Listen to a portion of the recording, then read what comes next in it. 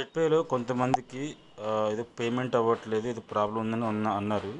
అంటే ఈ పేను అని టచ్ చేసిన తర్వాత గేట్వేలోకి వెళ్ళట్లేదు అంటున్నారు.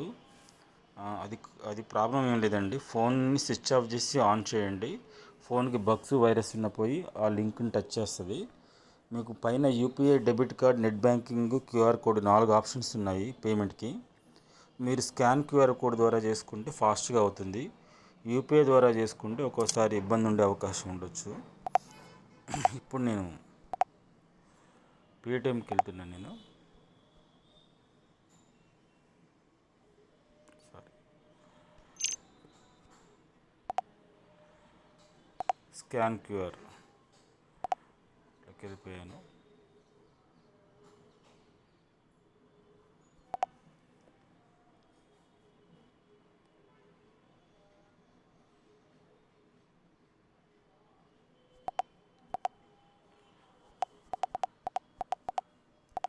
మనకి ఫోన్పే, గూగుల్ పే ద్వారా అవ్వకపోతే పేటిఎం, క్రెడ్, డిఫరెంట్ యూపీఐస్ ద్వారా ట్రై చేయండి, తొందరగా అవుతుంది. ఎందుకంటే ఇప్పుడున్న రోజులలో కొంచెము వాటిని బ్యాంక్ రిస్ట్రిక్షన్ చేస్తున్నాయి. వాటిని ఆలోచించండి, చూడండి, చూసుకోండి ఒకసారి. పేమెంట్ అయిపోయింది చూడండి. రిసీవ్డ్ 599 యువర్ ఫండ్ వాలెట్ అని వచ్చింది చూడండి. 599 కట్టి బజార్ ఆన్లైన్ సొల్యూషన్ కనిపించింది కండి.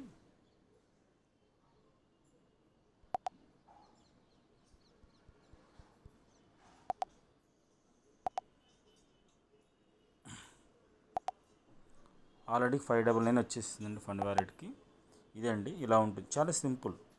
మీరు ఏదైనా అవ్వకపోతే టెక్నికల్ ఇష్యూ మన దగ్గర ఉండొచ్చు, కానీ అందరికి అవుతున్నప్పుడు మనకు కొంతమంది అంటే 100 మందిలో 90 మందికి అవుతున్నప్పుడు 10 మందికి అవ్వట్లేదంటే అది టెక్నికల్ ఇష్యూ కానీ, లేకపోతే సిగ్నల్ స్ట్రెంత్ లేకపోవడం కానీ, ఈ మధ్య 4G 5G వచ్చేసి కొన్ని స్ట్రెంత్ అంటే సిగ్నల్ స్ట్రెంత్ని తగ్గించాయి.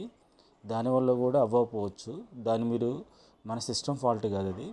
ఫోన్ స్విచ్ ఆఫ్ చేసి ఆన్ చేయండి. బగ్స్ వైరస్ ఉన్న పోయి ఫాస్ట్గా ఉంటుంది phone. Okay sir, thank you so much.